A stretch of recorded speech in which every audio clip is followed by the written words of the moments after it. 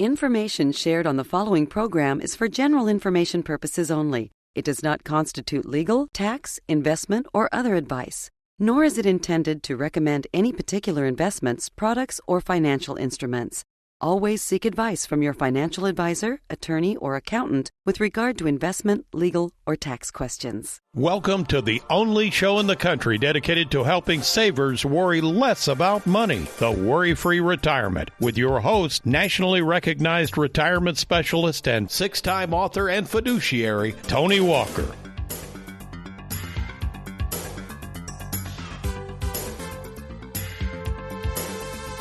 Well, welcome, folks, to the Worry-Free Retirement. And yes, I am that little man in the sweater vest, retirement planning specialist and full-time fiduciary Tony Walker. And you're in for a treat today. In case you missed last week's show, we're talking about those savers out there sometimes who are sold a bill of goods. And this is kind of part two, if you will. What we've been trying to cover is the idea that many of you who are getting ready to retire or maybe recently retired, you're going from one of the biggest transitions you're ever going to make financially. You're going from receiving a paycheck to all of a sudden having to take this money, this 401k, and try to navigate this thing called retirement and the complications and the changes that are going to come up. So this is really important stuff. And you just got to understand that you are very vulnerable out there to a lot of people that are after your money. Now, some of these people are very good, very legitimate, but there's a lot of people out there that, again, once they're going to make that sale, more than likely, there's not going to be much that follows, and you could be stuck in products or items that we maybe can't even help with. This happens a lot where people have bought annuities or they have real estate investment trust, and then they want us to move them over. Well, sometimes, folks, you can't get out of those without severe penalties. So this is really important stuff.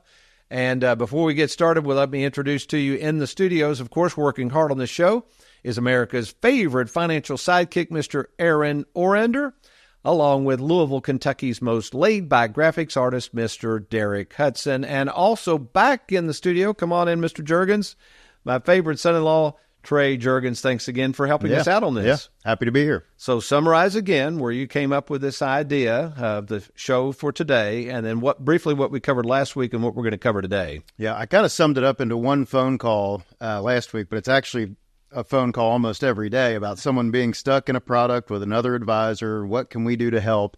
Can they get a second opinion? Can we do anything to help them? And unfortunately, sometimes we can't do much, like you just mentioned. So what we're going to do today is just kind of hit on how being sold a bill of goods might apply to retirees. I mean, that target market of 10,000 savers turning 65 every single day, they are following the money. The financial world knows retirees are the market right now. There's a lot of products that aren't process-oriented that they can just, with very little training, throw this money into. And before we get into some of those, this was interesting, too, the warning shot over the bow where a lot of people, and this happened back several years ago, it's funny how things repeat themselves.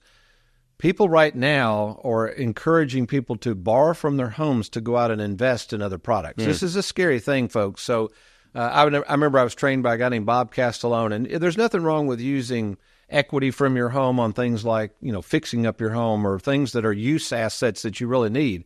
But to take money, to leverage your home, being charged high interest, which the interest rates are very high, and to go out and speculate with that money that you think you can earn more on that. So again, folks, talking about a bill of goods, just be careful of that, but apparently that's becoming very prevalent. Yeah, that's scary stuff. That financial world is seeking money. It runs on other people's money. Where can they find it? And if they don't have any spendable assets, they've got equity in their home, hey, what can I do for you? Yeah, that's right. Okay, let's go through some of these. This is really good you laid out. Let's go through the first one you laid out here on the bill of goods. This is guarantees without substance. So I know you've outlined this. What do you mean by that, Trey? Yeah, so when someone is looking to meet with an advisor, maybe they already have an advisor, maybe they've only had a 401k that they've put into with their employer, they go seeking financial advice, and all of a sudden they're guaranteeing these double-digit returns. This is what I've done the last 5 years. Just look at this. But, I mean, that's 5 years. What could happen next year? If you have that much growth or equity exposure, what could happen that following year when you dump your life savings with really no substance? Yeah, that kind of scares me. Sometimes people will come to us and like our growth portfolio, they'll say, well, just get it in there and dump it in there right now. I say, I guess we could, but that's going to look bad on us if all of a sudden that market tanks, and then we got to race those returns out over time to try to get back to even. So, yeah, you got to be careful, folks. The bill of goods there is people out there promising high returns that are not guaranteed. Very good. Number two, and you know me, I guess I'm a John Bogle fan. John Bogle hated fees and knew about the drag fees would have on your money. But speak to the fact of high fee products. Do you think, let me put it this way, do you think most savers that come to us, or do you think they're really disclosed by the advisors what these fees are? Not at all. We're often given statements to decipher. So if they're having a hard time reading a statement, they're really not going to dive deep into the expense ratios, what their actual quarterly fees are being billed. We've seen some advisors with using mutual funds, their regular management fees. Folks are spending 2 to 2.5%, and they didn't even know it. They just were told that 1% management fee, and that was it. Yeah. But based on the products and the holdings in those accounts, those high fees, even variable annuities, we've seen fees close to 4%. So you have to make 4% to even break even, and it's just kind of a bill of goods. The interesting, I had a case I was working on yesterday, and we laid out the game plan. And he was not a big proponent of annuities, but I said, sir, half of this money is going into annuities. Now, the annuities I selected for him had no fees. Mm-hmm. These were just fixed interest annuities. And he said, so wait a minute. It was a pretty large case. He said, so half of my money, number one, half of my money, we were going to charge 0.8% on Schwab. He was being charged 1.5% on everything. The other half was going to get zero fees because we got those commissions paid by the insurance company. It was going to be close to $15,000 per year in fee savings. Now, that's a lot of money. Yeah, so even if you don't think about the returns you'd make on that money, just to save that in fees is huge. Oh, gosh. Unsuitable investments. Speak to those. What are we seeing more and more with savers and sometimes venturing into stuff that they have no clue what these investments are? This one's pretty sad. When we see folks come to us, they're in an annuity product or in a real estate investment trust or an alternative investment. And it's like, how did they get in that? And on these applications, we know, I mean, Jennifer Jaggers fills out applications all the time. All the suitability questions, we have to be very specific on what other investments they have, what liquidity they have, what their current income is. And if all of a sudden all this money is tied up in a product that is not liquid, that is far from suitable. And it keeps us from sometimes doing a job to help them. And a lot of times they don't understand that. They're like, why can't you just take the money? Because as a fiduciary, we can't tap all your money. You've already got it tied up over here. So huge issue. Oh, I like this one. And again, this speaks to this being fiduciaries, lack of transparency. What do you mean by that? And can you give an example of a lack of transparency? Yeah, I think the most often example that we hear is advisors talking over someone's head. And if you say all this fancy financial speak and you really don't boil it down and be transparent about what exactly they're getting into, and the savers sometimes are a little intimidated to ask the right questions or might not know the right questions to ask, that transparency's gone, and that advisor is just kind of speaking down to the client, and they just believe them. They say, you're the professional, here's my money, I hope you're a fiduciary and you do the right thing for me. Well, that's good, because that goes to our fifth point. The non-fiduciaries. Now, by the way, folks, if somebody's not a fiduciary, they could still be your advisor. We're not necessarily saying that's impossible, but speak to the fact that if you are working with a non-fiduciary, well, that's one thing. I know you're our chief compliance officer at Tony Walker Financial. They really are not required by law to be transparent. Correct. So speak to the dangers of working with somebody that is not a fiduciary. Well, in our industry, there's kind of two sides. A representative from a big firm that's kind of selling what the top is telling them to sell. And then there's insurance agents selling products like annuities or life insurance. They are not fiduciaries by law. They could work in your best interest because they're a good person, but they're not regulated to do so. But as a fiduciary, all the forms we have to submit, all the regulation we go through with the SEC, as fiduciaries, we work in our client's best interest. We don't represent Charles Schwab. We represent them, but we don't work for them. We don't work for them. Correct. Yeah. The insurance companies that back the annuities. But as fiduciaries, especially as we lay these plans out, that's what we're here to do, is explain and educate more so than just tell them what to invest in. And I think that's really helped us with the split IRA concept, folks. It's a wonderful concept because it gives them the best of both worlds. They have access to their money. They can put some money in the market if they want. They can get CDs through Schwab, all that stuff. And then all of a sudden we've got the annuities over there to kind of back it up. Right. So to make sure they don't run out of money. So good stuff. All right, Trey, we're going to probably come back. I tell you what, I'm going to go to the monitor, I think, with this next segment. Is that okay? Because you got some good stuff laid out, but I'm going to go to the monitor. So folks, you hang with us. You're watching The Worry-Free Retirement. I'm Tony Walker. I'll be right back.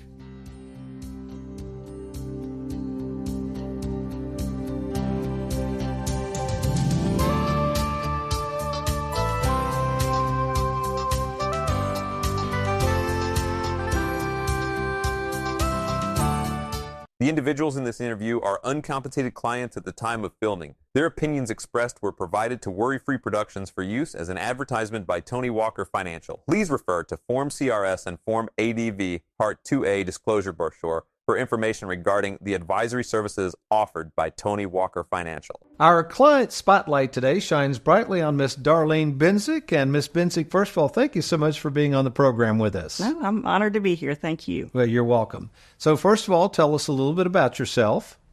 Well, I have lived in the area for all of my life, quite frankly. I'm currently live in Oldham County. I'm a realtor for Caldwell Baker McMahon. Got to give them a shout out. Have 3 sons, and yeah. And how did you find out about Tony Walker Financial? Well, my husband and I would watch you.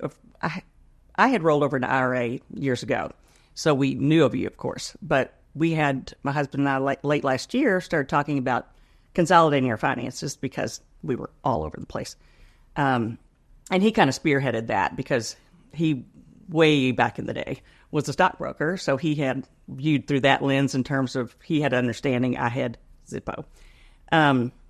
So we had been watching your show like before church every Sunday. And of course, he viewed through the lens of your concepts and strategies. And he was like, spot on. And we both viewed the end of your show. You always tie it back to the Bible. And so that's very important to us. And so we prayed about it, and we came over here and just started gathering all these pieces, and then you all figured it out. It's like we just threw it all on your table, and then your folks figured it out beautifully. So, well, speaking of our folks, how has the experience been in working with Tony Walker Financial, and particularly the staff? Oh, my. I've told everyone this, front to back. Usually you have bad apple in every batch, and there aren't any. I mean, everybody's been so helpful. And to back up just a little bit, when my husband initiated our changeover to Tony Walker, which I'm so grateful that he did, a few weeks later he passed away. So I was, as anybody out there who knows who's lost a spouse, your world kind of shatters, and you're picking up all these pieces that you're unsure of. And I will say the one area where I had total peace was where our finances were. And that's a big area, especially when you lose your spouse. But because of that, he was the skilled one. I was not. And so everyone here just kind of led me by the hand, catching me up on all the things he had done and educating me enough as I wanted to be educated. And then in where things were and how it was going to work. And then you sat down with me personally, and I sat down with Trey, and everyone's taken their time and always so patient in a time where I wasn't always on top of things like I usually am. So, yeah, I appreciated everybody front to back. Well, you're so welcome, and thank you for the opportunity to be of service. Absolutely. Looking for an advisor you can trust? Schedule your free phone call with Tony at TonyWalkerFinancial.com or call 1-877-499-9255. Welcome back to the Worry-Free Retirement. Tony Walker here. And in case you're just now joining us, beware of the Bill of Goods Part 2. And what I thought I would do is go into something called buyer's remorse. I don't know if this has ever happened to you, but maybe you have purchased what's called a bill of goods. Now you're stuck with those goods, and something comes in called buyer's remorse. In other words, you thought, man, I wish I never even purchased this product. And believe me, it happens in the financial world all the time. So let's go over some. There's a bunch of them we came up with, but let's go over a few of these. The first buyer's remorse that we see a lot of times is something called a variable annuity. Now, keep in mind, variable annuities still have a place. I'm not a big fan of them, and here's why. Back when I first started selling variable annuities, back in the mid-'80s, they came out because it was a way to tax-defer mutual funds. It's really what the purpose was. The fees were not very large. In fact, the fees ran about 1.5% to 2%. But for people in a high tax bracket, it was a way to defer the growth on those mutual funds that normally kick off capital gains and dividends. The problem today, as variable annuities have started adding income riders and fees have gone up, some of these variable annuities can charge as high as 4% per year, which means you're going to have to earn 4% before you even get back to break even. So there are many different types of annuities. What I would suggest before you buy any annuity is download this guide I wrote called Annuities Made Easy, and then let us give you a second opinion before you buy any annuity. All right, number 2, the second buyer's remorse is something called a real estate investment trust, or REIT. Now, a real estate investment trust, again, might have a place, but for most savers, what you are not aware of when you purchase these REITs is they are very, very difficult to get out of. And if you try to get out of them, a lot of times you can lose a boatload of money. So the whole point of a REIT is to provide good dividends, possibly a little bit of growth. And it's okay maybe to put some of your money there, but if you think if there's any chance you might need to get that money out, think again, because in many cases those REITs are very, very difficult to get money out of without severe penalties. So on the REIT, I would just say let the buyer beware. There's another buyer's remorse item, and that would be something called indexed universal life. Now, what the heck is that? Well, let me give you some history real quick. Indexed universal life is very, very new. It's a newer product, and it's a take on universal life, or flexible premium adjustable life, as we used to call it. I sold that product when it first came out in the 80s, and let me tell you what happened. Back in the 80s, when I sold universal life, interest rates had spiked. They were paying on these policies 13, 14, 15%. In fact, I remember when I was learning about the product, a gentleman was teaching me about universal life, said in the computer program, just assume 10% to be conservative, which is laughable now because those policies, most of them only pay 4 or 5%.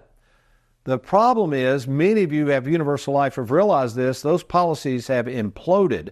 Most of them lapsed because everything was based on making 10 or 15% return, which was impossible. In comes Index Universal Life. I'm seeing the same thing repeat itself, folks. Index Universal Life. If you are using this as a borrowing tool for tax-free retirement and for planning for tax-free retirement, very, very dangerous strategy. And I would say this, if you get an illustration from someone peddling Index Universal Life, make sure they run the illustration at an assumed rate of 3% max. And you're going to watch that policy all of a sudden do the same thing I think Universal Life did back in the 80s and 90s. It's going to eventually implode. So be very, very careful using any type of life insurance policy, particularly Index Universal Life, for retirement planning strategies such as tax-free income. Very dangerous strategy. Let's see, another form of buyer's remorse, target date funds. Now, what is a target date fund? Well, this was a very shrewd, ingenious invention by the mutual fund industry. Nothing necessarily wrong with target date funds, but they can be very misleading. A target date's purpose is to help a saver who knows nothing about what to select within a 401k plan try to select mutual funds that someone has arbitrarily said would be good for the date you're going to retire. So let's say as we record this show in 2024, and you say, well, I'm going to retire in the year 2030. It would be easy if you don't know anything about investment selection to go down a list of investments and select the target date 2030. Now, what does that mean? Is it guaranteed? Is it safe? Doesn't mean any of those things. The last couple of years, some of these target date funds that were supposed to be very safe have lost a ton of money. So what I would say is check with us if you're having trouble distinguishing whether you should invest in a target date fund or some other fund within your 401k. We would be happy to talk to you further about that. And finally, one of the buyer's remorse is the rate of returns on indexed annuities. Now, folks, I'm a big fan of indexed annuities.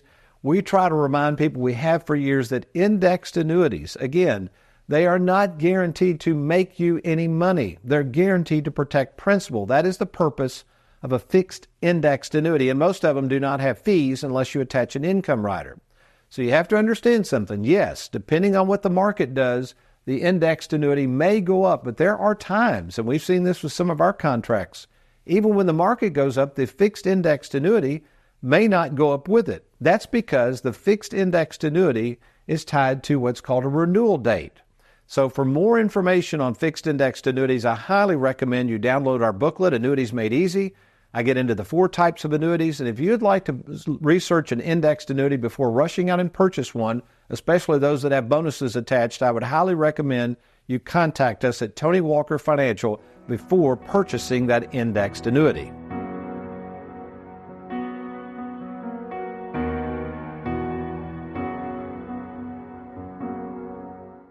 So, Heather, you get to do the delivery appointments in the Bowling Green office. It's one of my favorite times meeting with clients. And I think it's nice because a lot of the time when they come to us, they have no game plan. They really don't know what money is where. And there's a little bit of time where we have to get money transferred. It may take 3 weeks to a month sometimes to get insurance companies to issue annuities. But that final binder meeting is so fun. Can you speak a little bit to how nice those appointments are? Absolutely. So, yeah, the final binder is kind of the cherry on top. So the clients have been through this process, filled out paperwork with us. We've tried to assist in any kind of money transfer, whether it be rollover, direct custodial transfers.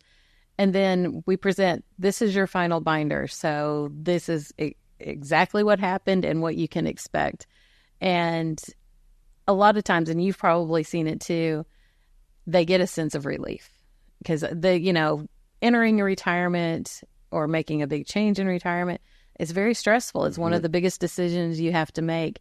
But when they see that there is an organized plan in place and, oh, this is really happening, they go away with such of a sense of relief and trust in us. That's exactly right. I think that sense of relief and knowing that it is that organized, it gives them a physical representation of the work that went into laying this plan out. So we get to look good. We don't even have to put the binders together. We get to look good delivering them, but to have a place for future statements, to have a conversation starter to let your beneficiaries know who to come see and what to bring should something happen to our clients that pass away, it really just gives them kind of the, like you said, the cherry on top. Yeah, exactly. And I mean, even as something as simple as we have our staff page, it's one of the first pages in the binder.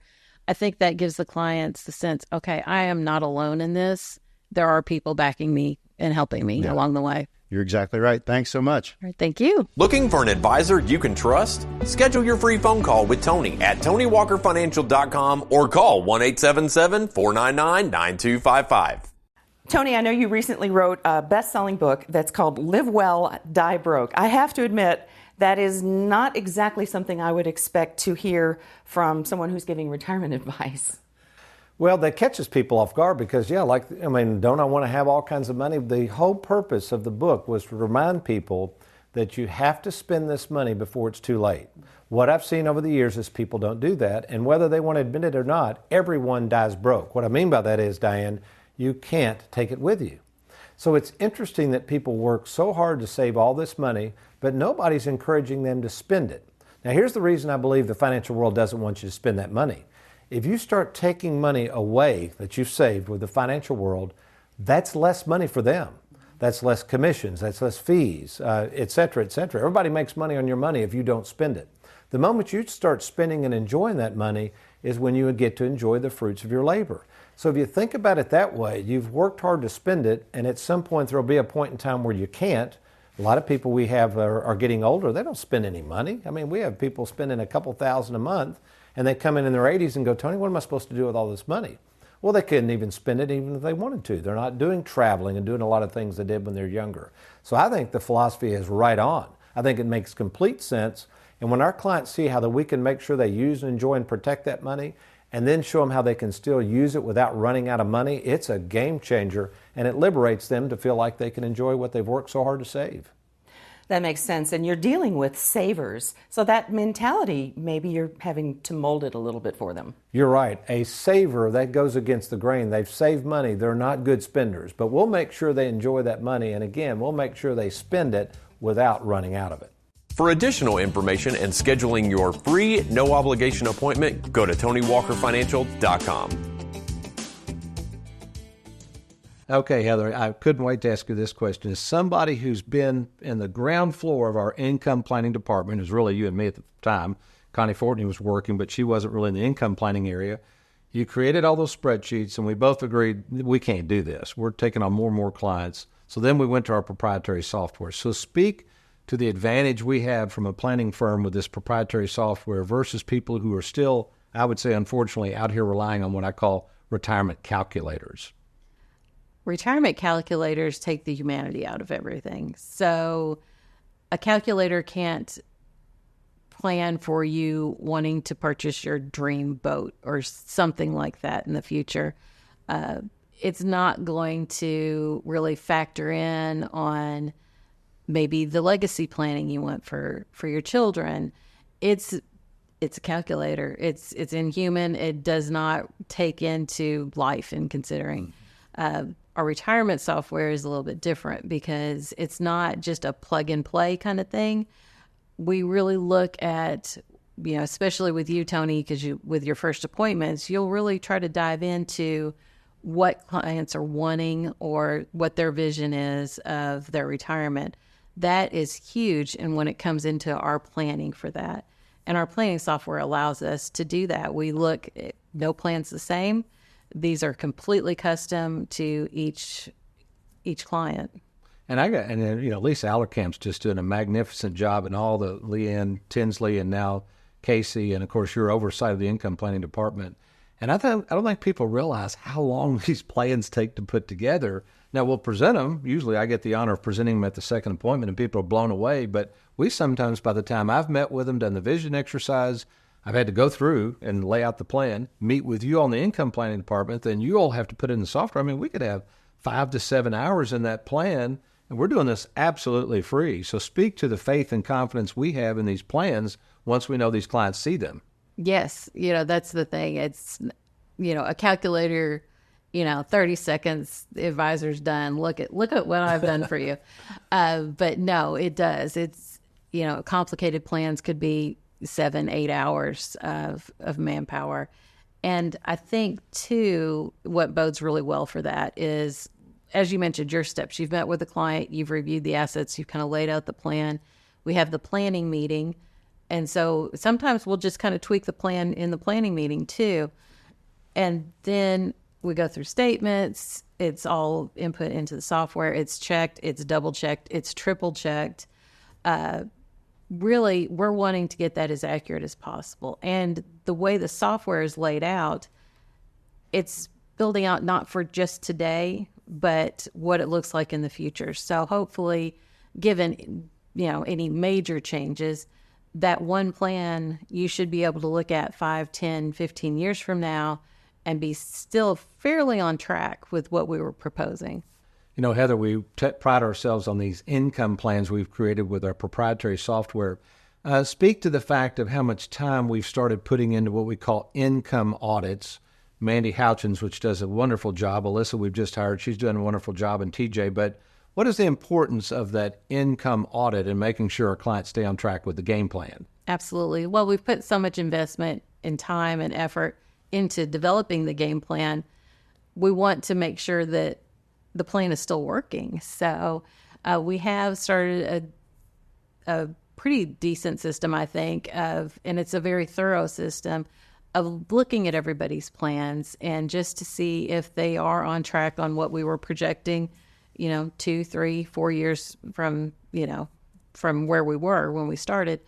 And if there are any problems or we're seeing some shortfalls or anything like that or something that needs adjustment, we're reaching out to those clients, probably having them in for a meeting and just kind of check in, see where they are, and see if there's any adjustments that need to be made to the plan. And, usually we assume such low rates of return to do that on purpose. We don't index Social Security for inflation. So a lot of times if there's a problem in the plan, sometimes they've maybe just spent more money than they planned. Speak to the fact of how we, even though some of them almost feel guilty, try to encourage them with the Live Well, Die Broke philosophy that it's okay. You got to stay with the plan, but, this is your money. So kind of speak to that fact when people do come in sometimes and you can tell they've gotten off the plan a little bit. Yeah, I think sometimes a lot of clients will be kind of surprised that we're saying, oh, okay, you need more money? Here we go. We'll get that set up. Obviously, we don't want you to spend all your money down and you not have anything left, but we never lose the sight that it is their money. Many other advisors do because it hurts their wallet. So, if you've got assets under management and your client's spending down those assets, you're not getting paid as much. But we, with the Live Well, Die Broke, we never lose sight. It's their money. They need to use it and enjoy it while they can. Well, we hope you've enjoyed today's program. To speak with me at any time, simply log on to TonyWalkerFinancial.com. That's TonyWalkerFinancial.com. Or if the internet's not your thing, just call us at 877-499-9255.